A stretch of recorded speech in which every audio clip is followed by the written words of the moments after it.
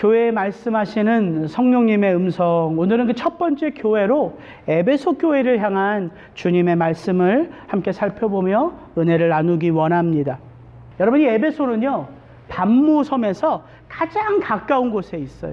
반모섬이 여기고요, 여기가 에베소입니다.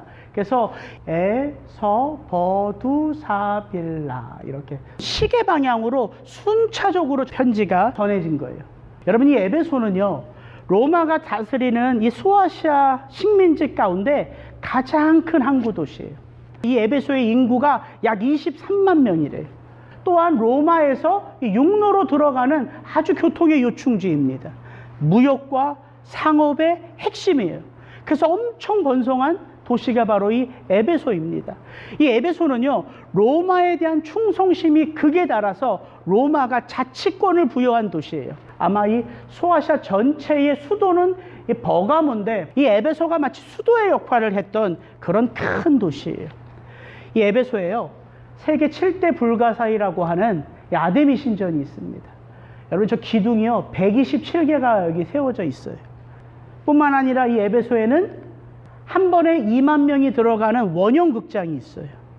이렇게 에베소는요, 아주 번창했던 도시입니다. 저 아데미 신전에서 제사를 담당하는 사제들이 수천 명이 있어요.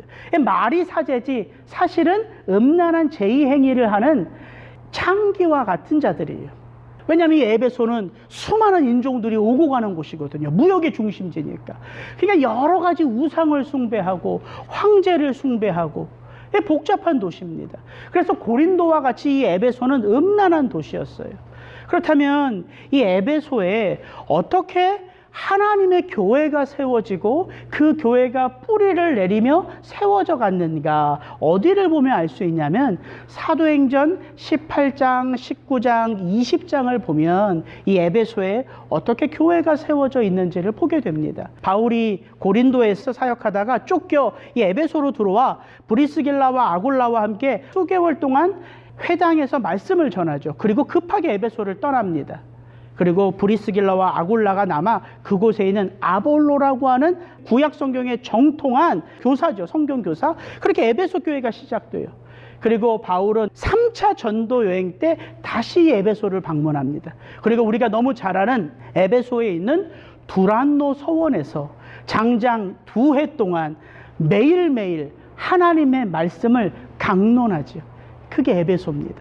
이 에베소에서 사역이 얼마나 왕성했냐면 하나님이 이 바울에게 놀라운 기적을 행하게 하세요. 사도행전 19장에 보면 하나님이 바울의 손으로 놀라운 능력을 행하게 하시나니 심지어 사람들이 바울의 몸에서 손수건이나 앞치마를 가져다가 병든 사람에게 얹으면 어떻게 돼요? 병이 떠나가고 악귀가 떠나가는 놀라운 역사가 있었던 곳이 바로 이 에베소 교회라는 거예요. 그래서 주 예수의 이름이 높여지고 주의 말씀이 힘이 있어 흥왕하여 세력을 얻느니라. 에베소 교회가 이렇게 이 지역을 변화시키는 교회로 왕성하게 세워져 갔다는 것을 이 사도행전에 말합니다. 그런데 이런 일들만 있었느냐? 그 19장 다음을 보면 큰 소동이 일어나죠. 왜냐하면 이 에베소라는 지역은 우상의 신전을 통해서 경제적인 부를 축적하는 곳이에요. 에베소에 있는 데메드리오라는 사람, 이 사람은 우상을 만드는 은장색이에요. 아데미 신전에 우상을 만들어서 파는 사람. 이 에베소에는 이런 사람들이 많았다고요. 에베소 전체 경제를 움직이는 큰 부의 원천이었어요. 잠깐 읽어드릴게요. 데메드리오라는 어떤 은장색이 은으로 아데미의 신상 모형을 만들어 직공들에게 적지 않은 벌이를 하게 하더니 그가 사람들을 불러 모읍니다. 여러분도 알거니와 우리의 풍족한 생활이 이 생업에 있는데 이 바울이 에베소뿐 아니라 거의 전 아시아를 통하여 수많은 사람을 권유하여 말하되 사람의 손으로 만든 것들은 신이 아니라 하니 이는 그대들도 보고 들은 것이라. 우리의 이 영업이 천하여질 위험이 있을 뿐 아니라 큰 여신 아데미의 신전도 무시당하게 되고 온 아시아와 천하가 위하는 그의 위엄도 떨어질까 하노라 하더라. 그들이 이 말을 듣고 분노가 가득하여 외쳐 이르되. 이 에베소에 하나님의 교회만 왕성하게 힘을 얻고 자라간 것이 아니라 하나님의 교회 때문에 이 에베소에 큰 소동이 있었음을 우리는 알게 되죠. 이 교회가 큰 핍박 속에 있었습니다. 에베소 교회는 이렇게 큰 핍박 안에 하나님의 말씀의 능력을 힘입어 교회의 뿌리가 내려지고 자라가는 바로 그 교회였다는 거예요. 그리고 이렇게 에베소 교회가 세워지고 40년이 흐른 뒤에 예수님은 사도 요한을 통하여 이 에베소 교회에 편지를 띄우는 것입니다.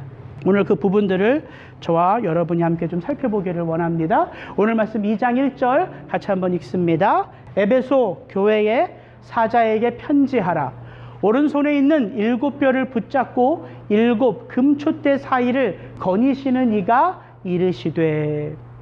여러분, 이 소아시아 7개 교회에 쓰여진 편지는요, 동일한 형식을 갖고 있어요. 이 형식을 이해하는 게 참 중요합니다. 이 수신이 누구에게 전해지냐면 각 교회의 사자예요. 에베소 교회의 사자에게 편지하라. 그러니까 교회의 사자에게 이 편지가 들어가고 그 다음에는 뭐가 나오냐면 예수 그리스도에 대한 묘사가 언급됩니다. 에베소는 어떻게 묘사돼요? 오른손에 7뼈를 붙잡고 7 금촛대 사이를 거니시는 이가 가라사대, 이렇게 되죠. 이 오른손에 7뼈를 붙잡고 7 금촛대 사이를 거닌다. 이거 어디에 나와 있습니까? 지난주에 살펴봤어요. 요한계시록 1장에 예수님을 묘사하는 여러 묘사들 가운데 한 대목이에요. 근데 이 요한계시록 1장에 묘사된 예수님의 모습이 모든 교회에 다 묘사가 돼요. 처음이며 마지막이요 죽었다가 살아나신 이가 가라사대, 좌우에 날선 검을 가지신 이가 가라사대, 눈이 불꽃 같고 그 발이 빛난 주석 같은 하나님의 아들이 가라사대, 이거예요. 그리고 뭐가 나오냐면 각 교회에 대한 칭찬과 책망, 그리고 그 교회에 대한 도전이 나옵니다. 권면과 경고, 그리고 마치 후렴구처럼 이런 말씀이 나와요. 귀 있는 자는 성령이 교회들에게 하시는 말씀을 들을지어다. 그리고 마지막으로 뭐가 나오냐면 바로 그 교회, 이기는 그들에게 주어지는 상급이 7개 교회마다 다르게 묘사됩니다. 근데 그 7개 교회가 받는 상급이 어디 나오냐면 요한계시록 마지막 20장부터 22장에 종말의 때에 바로 교회된 성도가 받는 축복이라고 요한은 말해주고 있어요. 생명나무 열매, 생명의 관, 감추었던 만나, 만국을 다스리는 권세, 흰옷, 생명책에 기록된 이름, 성전의 영원한 기둥, 영광스러운 보좌. 그러니까 이게 뭘 말하는 거예요? 소아시아에 있는 7개 교회는 바로 요한계시록 전체의 메시지의 주인공이라는 거예요. 이 마지막 역사에 일어난 이 모든 일들은 누가 겪어야 되는 거예요? 교회가 겪어야 되는 거예요. 그리고 교회가 이 역사 속에서 이 종말의 때에 이기면 그 모든 상급이 누구에게 주어지는 거예요? 교회에게 주어지는 거예요. 이 에베소 교회는 생명나무 열매만 먹는 게 아니라 이 마지막 20장부터 22장에 언급된 이 모든 축복을 다 누리는 거라고요. 이게 소아시아 7개 교회에 보낸 편지의 구조입니다. 그래서 여러분들이 차근차근 읽어가면 주님이 어떤 마음으로 각 교회에게 말씀하시는가를 알 수 있어요. 뭐가 중요하냐면 예수 그리스도에 대한 묘사입니다.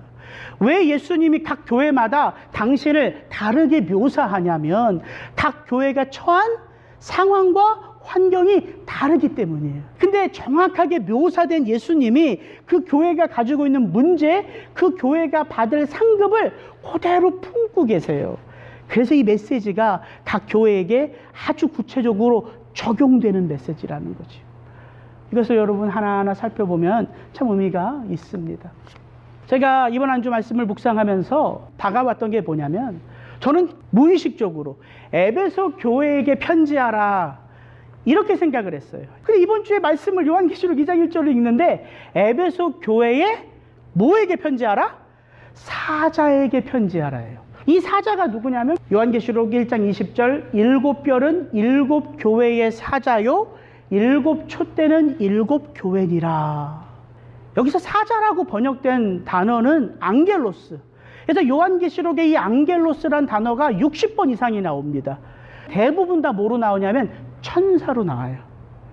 그러면 2장 1절을 에베소 교회의 천사에게 편지하라, 이렇게 이제 해석이 되는 거예요. 그러면 이게 좀 이상하죠. 왜냐하면 예수님이 하나님 아버지로부터 종말에 있었던 일을 받으시고 그걸 누구에게 줍니까? 천사에게 줘서 요한에게 보내죠. 근데 그 요한이 다시 천사에게 이 편지를 보낸다? 이게 좀 이상해요.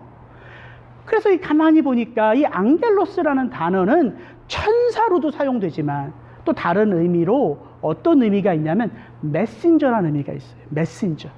특별히 누가복음에 보면 누가는 세례 요한을 주의 사자, 주의 앙겔로스라고 말합니다. 오실 예수님을 앞서 그 길을 열었던 자가 세례 요한이잖아요. 뿐만 아니라 누가는 예수님이 제자들을 이제 앞서 보내실 때에 이렇게 표현해요. 예수께서 당신의 사자들을 앞서 보내심에, 여기서 당신의 사자 앙겔로스, 이게 누구냐면 예수의 제자들을 말하는 거예요. 그럼 말이 되죠. 에베소 교회의 사자에게 편지하라. 여기서 말하는 사자는 천사 혹은 교회의 목사, 리더, 장로, 이렇게 보는 해석이 많지만 그것보다 더 확대돼서 보면 무슨 존재냐면 하나님이 이 땅의 교회를 위하여 세우신 교회의 반석 같은 기둥이라는 거예요. 그럼 예수님이 이 종말에 일어날 일들을 누구에게 보내세요? 이 편지를 받아서 읽어도, 이 편지를 들어도 깨닫지 못하는 자들에게 편지를 보내면 이 편지가 어떻게 전해지고 어떻게 확장되겠어요? 예수님이 누구에게 편지를 보내시냐면 참교회, 예수님의 자녀로 예수님의 사명을 가지고 이 땅에서 하나님의 사람으로 살아가는 저와 여러분들, 참교회에게 보내는 메시지라는 거예요. 그래서 다니엘서에 보면 이게 참 멋있는 말이 있더라고요. 지혜 있는 자는 궁창의 빛과 같이 빛날 것이요, 많은 사람을 옳은 대로 돌아오게 한 자는 별과 같이 영원토록 빛나리라. 예수님이 당신의 오른손에 7별을 붙들고 계세요. 7별이 누구냐면 이 땅의 교회를 위하여 주께서 친히 보내신 주의 아들, 딸들.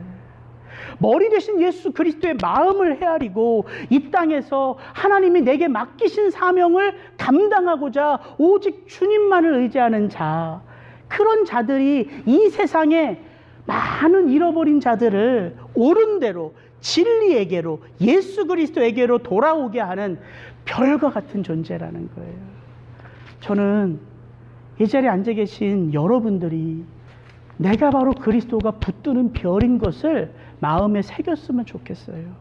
여러분, 그런 마음에 깨달음이 있을 때 이 선포되는 메시지가 에베소 교회에게 주신 메시지가 아니라 교회된 나에게 주시는 하나님의 살아있는 메시지인 것을 우리가 알 수 있다고요.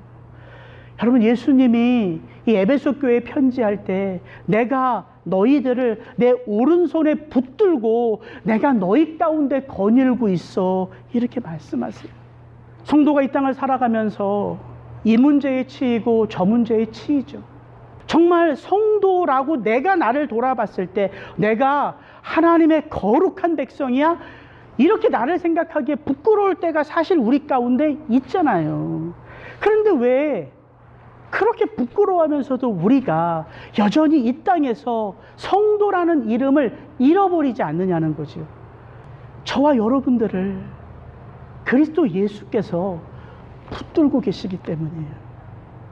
우리가 이 문제에 치이고 저 문제에 치여서 비틀거리는 것처럼 보여도 성도가 종국에는 하나님의 뜻 가운데로 믿음의 거리를 옮기는 이유는요, 저와 여러분들이 똑똑해서가 아닙니다.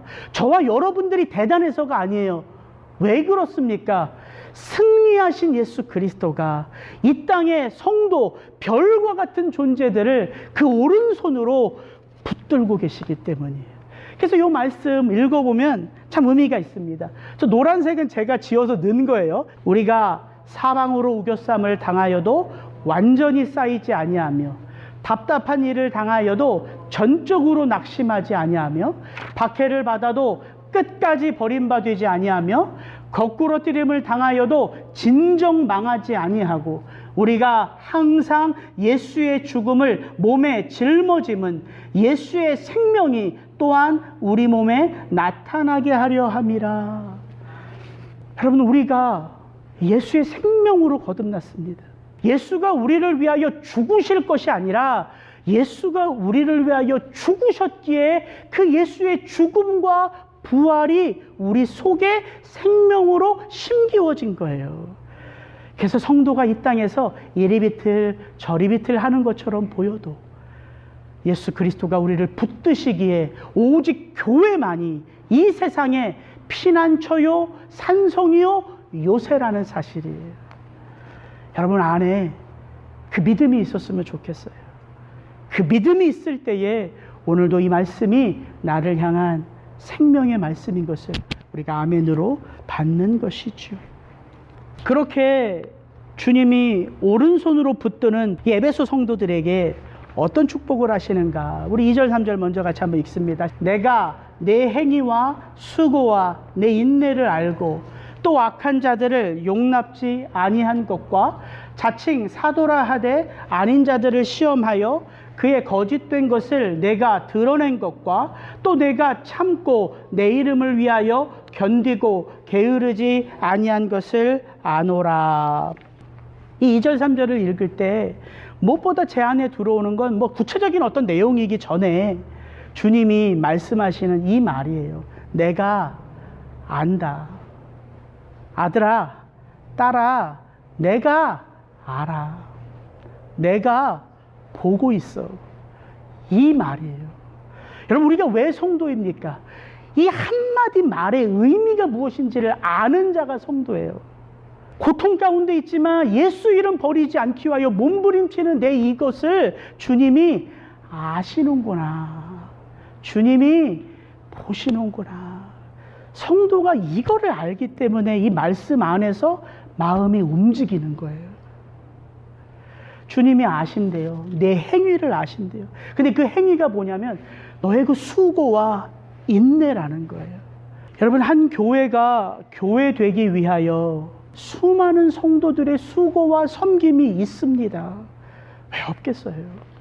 전에 섬기던 교회에서 제가 청년 모교 예배를 시작하고 싶어서 계속 기도하는 가운데 담임 목사님한테 허락을 받았어요. 근데 목요일 날 저녁에 예배를 한다니까 모든 사람들이 반대하는 거예요. 같은 부교육자들도 청년 임원들도 다 반대하는 거예요.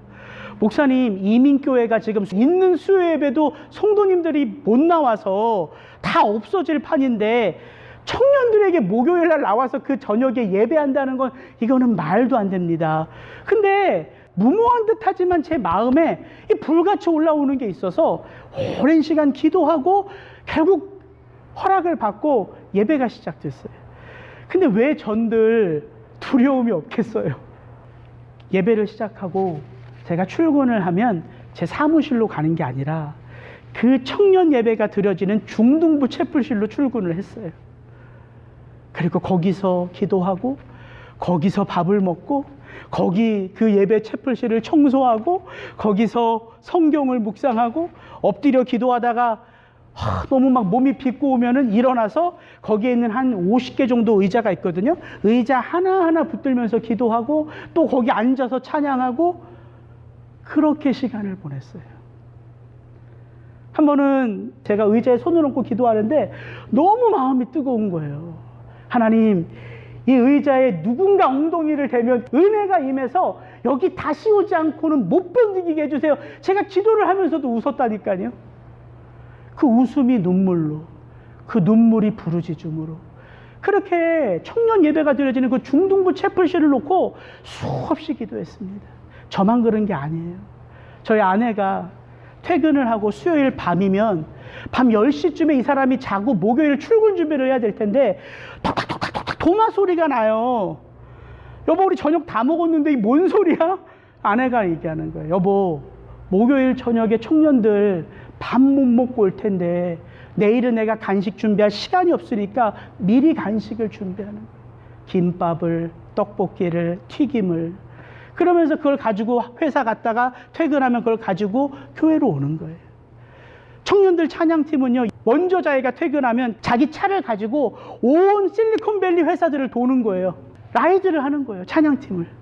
그래서 예배보다 먼저 1시간 전에 교회에 와서 찬양팀이 배고픈데 거기서 찬양 연습을 하고, 그렇게 청년 예배가 뿌리를 내리고 그게 1년, 2년, 3년, 4년 지났어요. 예배 하나를 위해서도 모두의 마음이 쏟아지고 그 수고와 섬김을 하나님이 기억하시니까 저희 아내가 했던 간식을 청년들이 하기 시작했고요. 사모님도 일하고 우리도 일하는데 왜 사모님만 간식하냐고, 우리가 하겠다고. 그렇게 퇴근하고 청년들이 간식하는 것을 교회 권사님이 들으시고 집사님이 들으시고, 왜 청년들이 예배하는데 자기네들이 간식 준비까지 어떻게 힘들게 하냐고, 우리가 돌아가면서 하겠다고. 연로하신 권사님들이 그렇게 청년들 예배를 위하여 간식을 준비하니까 젊은 집사님들이 목장마다 우리가 맡아서 한 주 한 주 하겠다고. 한 예배를 위한 수고도 하나님이 기억하시는데, 주님의 몸된 교회를 위한 여러분들의 수고를 주님이 어찌 잊을 수 있겠습니까? 여러분, 여기서 내가 아노라, 이 안다라는 단어는요, 헬라어로 안다라는 단어가 몇 개가 있는데, 기노스코, 이 알은 체험적인 알미예요. 함께 하기 때문에 체험적으로 알잖아요. 기노스코예요. 근데 요한은 여기서 이 안다를 기노스코라는 단어를 쓰지 않고 오이다라는 단어를 써요. 이 오이다라는 단어는 직관적으로 아는 거예요. 예수님은 어떤 분이세요? 알파와 오메가시고 처음과 나중이시며 그 눈이 불꽃 같고 그 입에서는 좌우의 날선 검이 나오고, 예수님이 아는데 함께함으로 아는 알미 있을 뿐만 아니라 나 여호와는 무엇을 본다? 중심을 본다. 바리새인과 서기관들이 그 심중에 생각한 걸 예수님이 알잖아요. 그 안다라는 말이에요. 예수님이 이 교회를 향한 여러분의 수고를 아세요. 교회를 다니지 않는 어려운 성도님을, 저희 교회뿐이 아니에요. 근데 저희 교회 성도님이 목사님 참 어려운 가운데 있는데 그 성도를 좀 위로했으면 좋겠다고, 지금은 교회를 안 나가니까 목사님이 좀 찾아갔으면 좋겠다고. 제가 권사님에게 얘기했더니 권사님이 그냥 맨손으로 가지 말고 우리 교회 잘하는 거 뭐예요? 김치 아니에요, 김치. 김치 한 병과 미역국을 또 끓여서 주시네. 왜 미역국인지 모르지만 그 김치 한 병과 미역국 한 병을 가지고 그 집사님을 찾아가서 방문하는데 그걸 다 옆에 드리고 기도하고 나오는데 이분이 울어요. 저를 처음 보는 분인데, 집사님 왜 우세요? 그랬더니 목사님 사실 오늘이 제 생일입니다. 아내는 없고요. 아들은 큰 병에 걸려서 밤새 병원에 있고, 아버지가 참 힘들게 하루하루를 보내는데 당신 생일이 언젠지도 잊고 살아갔는데 생전 처음 보는 목사라고 왔는데 탁 내놓은 곳이 뭐냐면 미역국이었다는 거죠. 이게 어떻게 된 일입니까? 주께서 교회를 향한 우리의 섬김과 우리의 수고를 안다라는 사실입니다. 여러분, 이 에베소 교회는요, 참 칭찬받는 교회였습니다. 과거의 전통에 묶여진 교회가 아닙니다. 이제 바울이 개척하고 40년이 지났는데 이 교회는 여전히 수고하는 교회고요, 여전히 하나님의 이름을 위하여 살아가는 교회였다는 거예요. 그 수고와 인내가 뭐냐면 영적인 분별력이 있었어요. 왜? 이 교회에 들어온 거짓 사도들의 잘못된 가르침을 분별해낼 수 있는 영적인 분별력이 있었습니다. 뿐만 아니라 예수 그리스도의 이름을 의지하여 그 박해 속에서도 흔들리지 않는 인내가 있었어요. 상황 탓하고 환경 탓하며 될 대로 되라가 아니라 예수 그리스도 이름 붙들고 소망을 가지고 살아가는 교회가 바로 이 에베소 교회였다는 거예요. 여러분, 거짓 사도를 분별해내기 위해서는 내 속에 어떤 말씀이 있어야 돼요? 참된 말씀이 있어야 돼요. 내 속에서 진리의 말씀이 역사할 때만이 거짓 말씀을 분별해낼 수 있잖아요. 이 에베소 교회가 그런 영적인 분별력, 말씀에 대한 사모함이 있었던 교회라는 거예요. 이 에베소 교회에 누가 성경 공부시켰습니까? 사도 바울이에요. 브리스길라와 아굴라예요. 아볼로가 있었습니다. 디모데가 있었어요. 그리고 마지막 사도 요한이 사역했던 교회예요. 쉽게 말하면 이런 거예요. 이찬수 목사님, 유기성 목사님, 이동원 목사님, 오카노 목사님, 여러분이 알고 있는 한국교회 날고기는 그런 설교자들이 한 교회를 섬겼던 교회라는 거예요. 그런 교회 다녔으면 참 좋겠다 마음이 제 안에도 이 말씀을 준비하면서 들더라고요. 에베소 교회는 그런 교회였어요. 오늘 이 설교가 여기서 끝해도 참 좋겠더라고요. 우리 이 에베소 교회처럼 힘들고 어려운 상황 속에서도 주의 말씀 붙들고 믿음의 정진합시다. 옛날 전통 붙들며 사역하는 것이 아니라 여전히 지금도 하나님의 말씀 붙들고 수고하는 리사운드 교회가 됩시다. 이렇게 오늘 설교 끝내도 그 설교 같은 거예요. 근데 예수님의 말씀이 여기서 멈추지 않는다는 것이죠. 그러나 이렇게 말씀하세요. 너를 책망할 것이 있다고 말씀하세요. 예수님의 관심은요, 칭찬에 있었던 것이 아니었습니다. 예수님의 관심은요, 그들이 시간이 가면 갈수록 그들이 빛을 잃어가고 있었던 것이 예수님의 마음은 너무 안타까우셨던 거예요. 그 빛을 잃어가는 거. 하늘의 별과 같이 빛나리라. 이 별이었던 에베소 교회가 10년이 가고 20년이 가고 30년이 가고 40년이 가니까 뭘 잃어버려요? 그 빛을 잃어버린 거예요. 말씀하십니다. 뭘 잃어버렸다고요? 너의 처음 사랑을 버렸느니라. 이게 에베소 교회를 향한 예수님의 책망입니다. 근데 여러분 참 무서운 건 뭐냐면 내가 교회로서 빛을 잃어가고 있는데 그것을 교회된 내가 모른다는 사실이에요. 모를 수 있다는 거예요. 왜? 여전히 우리가 예배하고 있거든요. 여전히 우리가 기도하고 있어요. 여전히 우리가 모여서 함께 떡을 떼고 있어요. 여전히 하나님의 이름으로 내가 매일매일 살고 있다고 생각해요. 여전히 내가 하나님의 말씀 앞에 머물러 있어요. 그 모든 것들을 다 할 수 있다는 거예요. 근데 주님은 말씀하세요. 너 처음 사랑을 버렸어. 저는 그래서 감사하더라고요. 왜냐하면 이게 에베소 교회를 향한 메시지가 아니라 지금 이렇게 리사운드 교회를 목회하고 있는 나에게 주시는 말씀이라고 생각하니까 제가 이 말씀 붙들고 제 삶을 돌아보게 되더라고요. 산책을 하면서 계속해서 제가 생각해요. 주님, 제가 목회하고 있는데, 제가 성도들을 생각하고 기도하고 있는데 이 근거는 무엇입니까? 돌아보니까 사랑 없어도 되더라고요. 제 목회자의 자존심을 가지고서도 성도들을 위해 기도할 수 있고요. 제 이름을 좀 높이고자 제가 이 말씀 준비할 수 있고요. 제가 좀 하나님이 넉넉하게 주시면 그것 가지고 제가 나눌 수 있고요. 다 할 수 있더라고요. 그래서 이게 감사하더라고요. 주님은 내가 지금 하고 있는 이 삶, 이 행위의 모습보다 그 모든 것들은 사실 드러나는 거거든요. 그 드러나는 그 중심이 무엇인지를 가르쳐 주시는 거예요. 우리 예배할 수 있고요.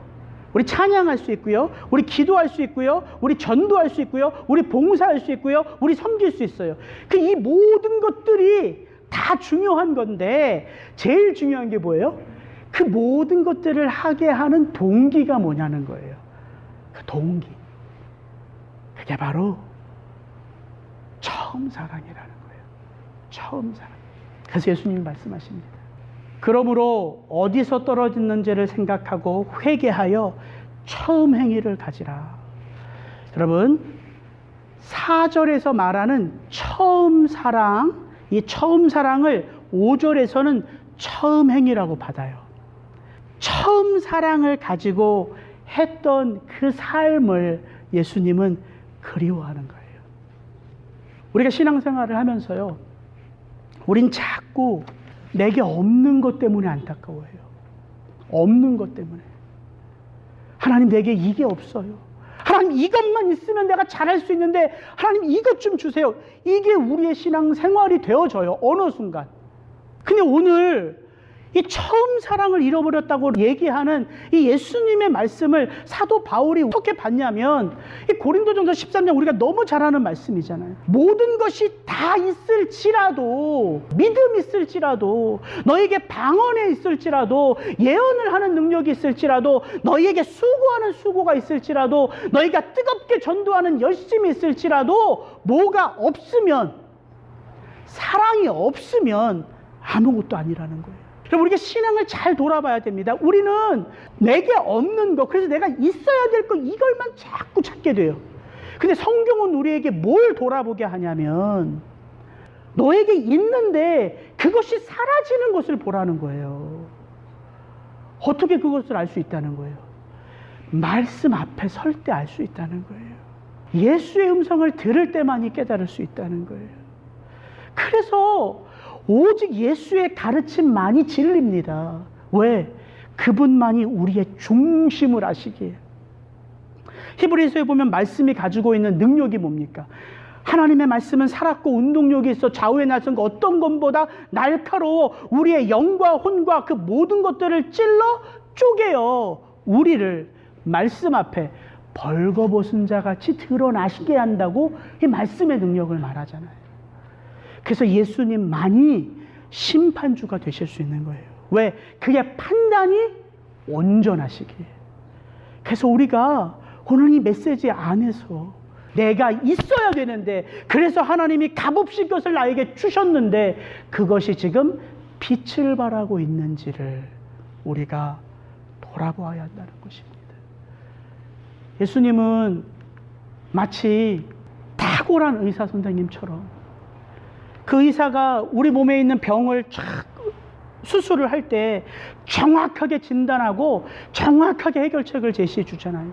그 해결책은 세 가지입니다. 생각하라. 근데 여기서 생각하라는 말은 think하라는 게 아니에요. remember라는 거예요. 기억하라. 두 번째, 기억할 때 비로소 회개할 수 있어요. 회개하라. 그리고 세 번째, redo. 그것을 행하라 이거예요. 잃어버린 그것을 다시 행하라. 여러분, 이것이 에베소 교회에게 주어진 메시지이기에, 그럼 에베소 교회가 참 바울로부터 복음을 얻고 그 복음 안에서 이 교회가 뿌리를 내리고 세워준 그때를 보면 도대체 뭘 잃어버렸는지를 알 수 있죠. 바울이 3차 전도여행 때 에베소에 다시 돌아와서 회당에서 말씀을 가르치는데요. 그 유대인들 가운데 복음을 거부하는 자들을 떠나 제자들을 따로 세우고 그 에베소에 있었던 두란노 서원에서 3년 동안 2년 이상 매일같이 4시간 이상씩 하나님의 말씀을 가르쳤어요. 그럼 바울의 선교 사역의 포인트가 뭐냐면요. 교회 개척하고 바울이 어떻게 하죠? 그 교회에서 주구장창 눌러있지 않죠. 바울이 그 교회를 떠납니다. 리더를 세우고 떠나요. 그래서 바울이 여러 교회들을 개척하는 거예요. 근데 왜 이 에베소에는 바울이 3년 가까이 머물러 있었을까요? 바울이 1차, 2차, 3차 전도여행을 도니까 이 에베소 지역이 어떤 지역인지를 안 거예요. 여기는요, 아시아의 허브예요, 허브. 모든 아시아의 사람들이 이곳에 와서 여기서 말씀 받고 자기 지역으로 돌아가서 하나님의 교회를 세울 수 있는 바로 그 중요한 허브인 것을 바울이 알았던 거예요. 여러분, 이것이 성령의 영감입니다. 엘리사가 구하잖아요. 갑절의 영감을 저에게 주소서. 이 하나님이 주신 영감이에요. 바울이 그것을 알아보고 이 에베소에서 딱 터를 잡고 거기서 계속해서 말씀을 강론하는 거예요. 그래서 온 지역에서 와서 말씀 받고 돌아가서 교회를 세우는 역사가 일어난 거예요.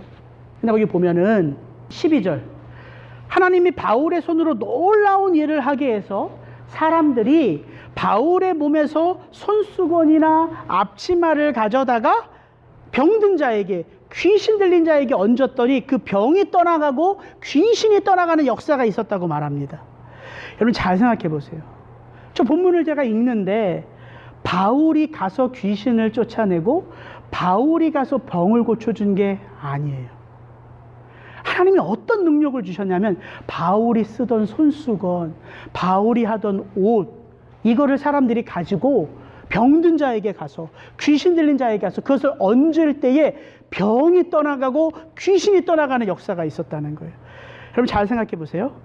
바울의 손수건, 바울의 앞치마의 능력이 있는 거예요? 아무 생각 없이 제가 저 말씀을 읽다가 탁 깨달았어요. 아니에요. 그럼 어떤 능력이 어떻게 전해졌냐면, 제가 우연히 그 두란노 서원에서 말씀 전하는 바울의 강연에 참석했다 은혜를 입었어요. 저희 아버지가 중풍병으로 쓰러지셨거든요. 제 마음 가운데 바울 사도가 말하는 그 예수의 능력으로 우리 아버지가 좀 일어났으면 좋겠다는 거예요. 그래서 바울 사도에 쓰던 손수건을 가지고 제가 아버지에게 가서 그 손수건을 덮어드렸어요. 그때 제 마음이 어땠을까요? 그냥 저는 손수건을 덮는 전달자의 입장에서 그걸 가져갔을까요? 아니면 계속해서 그 손수건을 아버지에게 덮어드릴 때까지 제 마음속에 바울의 예수님, 우리 아버지의 예수님 되게 하시고 저의 예수님 되게 하시고 이 역사가 있게, 이런 마음이었단 말이에요. 그걸 제가 깨달았어요. 근데 그게 맞아요. 왜 맞냐면 이 스토리 바로 아래에 어떤 이야기가 나오냐면, 이 에베소에는 우상숭배가 많았죠. 마술하는 자들이 많았어요.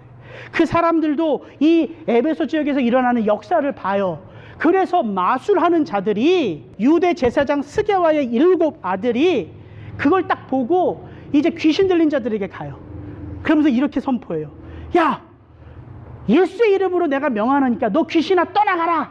그럴 때 어떤 일이 벌어지냐고 이 누가는 기록하냐면, 그 귀신이 이렇게 말해요. 내가 바울도 알고 예수도 아는데 넌 누구냐. 그들이 벌거벗은 몸으로 도망칩니다. 하나님의 역사가 예수 이름 말한다고 나오는 게 아니라 이 에베소 교회의 성도들이 뭘 가졌다고요? 믿음 붙들었다고요. 그리고 그들이 그 믿음을 행할 때에 어떤 일들이 있었냐면 그 에베소 전체가 변화되는 역사가 일어났다는 거예요.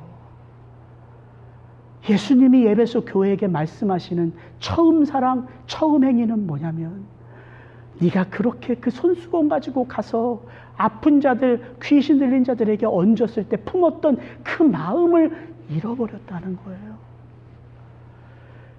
여러분, 이걸 잃어버리면 교회가 모든 걸 다 잃어버린 것입니다.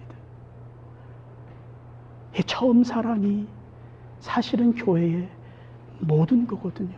예수님이 마지막 때 그 마지막을 말씀하시면서 사랑과 그 마지막 종말을 이렇게 연결시키세요. 거짓 선지자가 많이 일어나 많은 사람을 미혹하게 하겠으며 불법이 성함으로 뭐가 식어진다고요? 많은 사람의 사랑이 식어진다고요. 그 처음 사랑이 식어진대요. 그런데 그 사랑을 붙드는 바로 그 자들이 뭘 한다고요? 그러나 끝까지 견디는 자, 그 사랑을 끝까지 붙들며 오직 예수 이름을 가지고 살아가는 바로 그 자들이 뭘 한다고요? 천국 복음을 이 세상 가운데 전한다고요. 그래서 많은 사람들이 예수에게로 돌아오도록 한다고요. 그들이 별과 같이 빛난다는 거예요. 그리고 그때 마지막이 오리라. 여러분, 돌아보십시오. 여러분이 예수 그리스도를 처음 나 같은 죄인을 구원하신 그 예수 그리스도를 처음 만났을 때 여러분의 삶 속에서 나타났던 그 행동을 한번 기억해 보세요. 제가 산책을 하면서 이 처음 사랑과 처음 행위를 기억하는데 제 삶 속에 주마등처럼 지나가는 모습들이 드러나더라고요. 제가 길을 걷다가 그 자리에 멈춰서 난간을 붙잡고 울었어요. 너무 죄송하고 또 한편 너무 감사해서, 도대체 나 같은 게 뭔데? 내 삶 속에 나를 통하여 하나님이 이런 일들을 행해 오셨는가? 지금 내 모습은 그럼 뭔가? 돌아보니까 부끄럽고 죄송하고, 또한 이 말씀을 나에게 주시는 아버지의 마음이 헤아려져서 걷지를 못하겠더라고요. 여러분, 그 처음 사랑을 기억할 때에 바로 그 자리에 임한 예수님의 마음을 다시 체험할 수 있는 거예요. 이 말씀 같이 읽고 마치겠습니다. 같이 한번 읽습니다. 형제들아, 내가 너희에게 전한 복음을 다시 너희에게 알게 하노니 이는 너희가 받은 것이요 또 그 가운데 선 것이라. 너희가 만일 내가 전한 그 말을 굳게 지키고 헛되이 믿지 아니하였으면 그로 말미암아 구원을 받으리라. 바울은요, 다른 거 전하지 않았습니다. 그들이 받은 그 복음을 다시 전하는 거예요. 처음 사랑은 오직 복음 안에서 누리는 것이고 복음 안에서 우리를 든든하게 하는 것이지 복음 외에 다른 것은 없습니다. 여러분에게 마지막으로 묻습니다. 여러분이 받은 그 복음을 여러분은 지금 어떻게 굳게 지키며 살아가고 계십니까?